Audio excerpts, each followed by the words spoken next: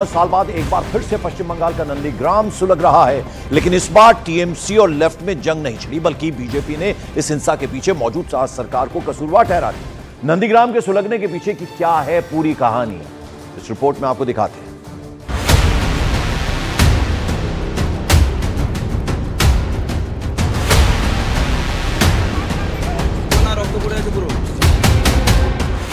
चुनाव के बाद एक बार फिर पश्चिम बंगाल का नंदीग्राम सुलग रहा है।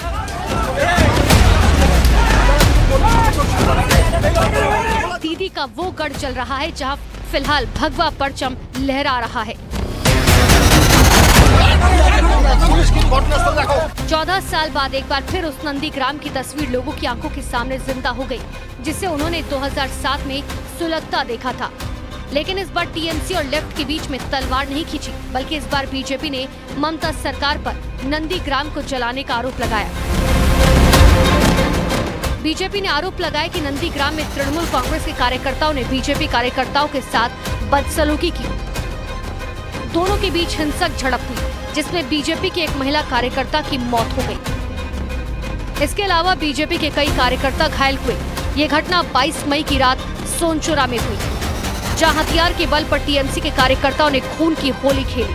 घटना के बाद इलाके में तनाव का माहौल है और हालात इतने बिगड़ गए कि वहां सुरक्षा बलों को तैनात करने की नौबत आ गई। मामले में सियासत भी गरमाई हुई है।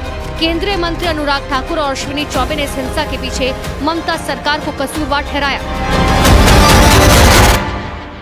पश्चिम बंगाल में जब भी चुनाव आते हैं, वहां बम बंदूक के धमाके शुरू हो जाते हैं।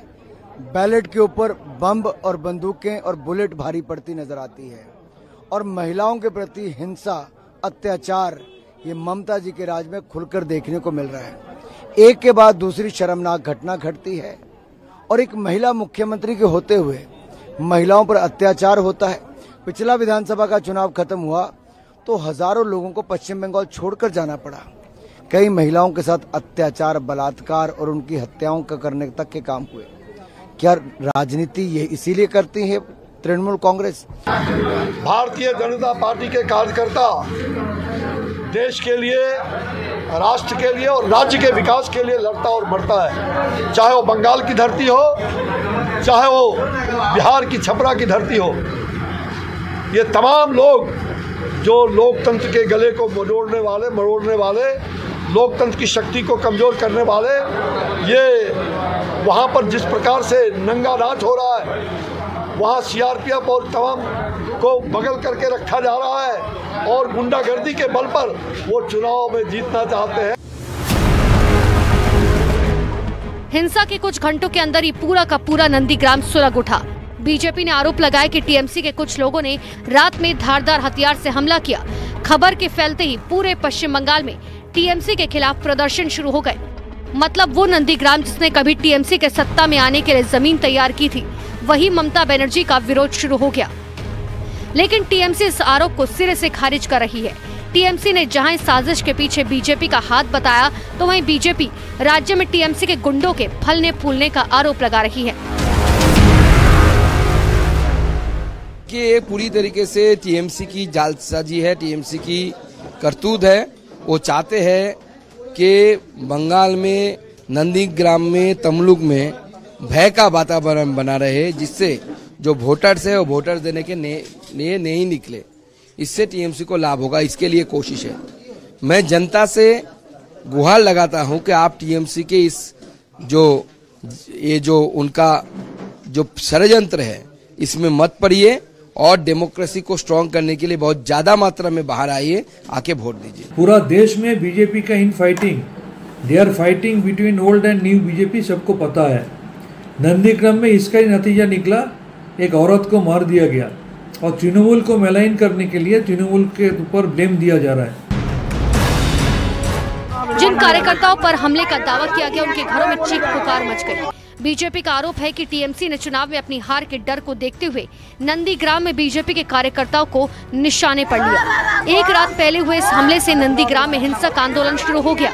यानी 2007 में जिस नंदीग्राम ने ममता बनर्जी के लिए सत्ता का रास्ता तैयार किया था, उसे 14 साल बाद सुलगने का आरोप ममता बनर्जी की पार्टी पर ही लगने लगा। टीएमसी के कार्यकर्ताओं ने आरोप लगाया कि बीजेपी के लोगों ने ढूंढ कर उनकी दुकानों और मकानों में आग लगाई। जहाँ पर नंदीग्राम में 2 दिन के बाद चुनाव होने वाला है, नेक्स्ट फेज में चुनाव होने वाला है, वहाँ पर एक महिला का ऊपर अत्याचार और उनको पीट के उनका जो है जान ली गई है। मैं कहूँगा कि पश्चिम बंगाल में एक महिला जो है मुख्यमंत्री होकर भी ऐसा घटना हो रहा है, इससे दुख की बात और क्या हो सकता है। जहाँ पर बंगाल की जो मुखिया वो महिला है और वहाँ पर महिला की सम्मान असुरक्षित है, ये हम सोच भी नहीं सकते हैं। इसलिए जो मुद्दा निकल के आ रहा है नंदीग्राम का, वो फालतू आप लोग संवाद माध्यम उठा रहे हैं, तो कोई इशू नहीं है। बीजेपी का कभी मार भी किया है, ये लोग बोल रहे हैं, उससे कोई फर्क नहीं। बीजेपी ने नंदीग्राम के पुलिस अधिकारी पर टीएमसी का साथ देने का आरोप लगाते हुए उन्हें सस्पेंड करने की मांग की। इसके विरोध में बीजेपी के कई कार्यकर्ता पुलिस स्टेशन के बाहर प्रदर्शन करते हुए दिखाई दिए। साथ ही बीजेपी ने चुनाव आयोग से मामले की शिकायत भी की। 16 मई मंच से हल्दिया में मुख्यमंत्री महोदया क्या बोलती हैं? नंदीग्राम के लोग हार का हर्जाना देंगे। शेड्यूल कास्ट की महिला, बूढ़ी महिला, माँ, ये उन्हें हर्जाना भरी हैं। और इसमें हम सीधा आरोप है, हम इलेक्शन कमीशन के पास गए हैं कि एक तो आप वहाँ के पुलिस सुपरिटेंडेंट को बेगर कोई देर के हटाइए, और दूसरा ये खून ममता बनर्जी के हाथ में है। हिंसा के बाद होती सियासत में अधीर रंजन चौधरी ने भी एंट्री ली। अधीर रंजन चौधरी ने पश्चिम बंगाल में कानून व्यवस्था ध्वस्त होने का आरोप लगाया और चुनाव आयोग से एक्शन की मांग की। चुनाव आयोग और कड़ी से कड़ी कदम उठाए, क्योंकि अगर चुनाव आयोग की निगरानी में और केंद्रीय बल की उपस्थिति में अगर इस तरीके की खून खराबा होते रहे बंगाल में, तो जब ये नहीं रहेगी बंगाल में तो क्या होने वाला है, ये सोचकर मैं बड़ा शंकित हूं।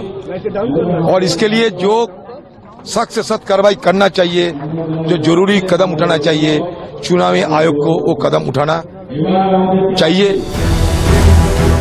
नंदीग्राम में हुई हिंसा के विरोध में पश्चिम बंगाल की सड़कों पर विरोध के सुर बुलंद हो रहे हैं। मतदान से ठीक पहले हुई हिंसा के पीछे कौन कसूरवार है, इसकी जांच जारी है।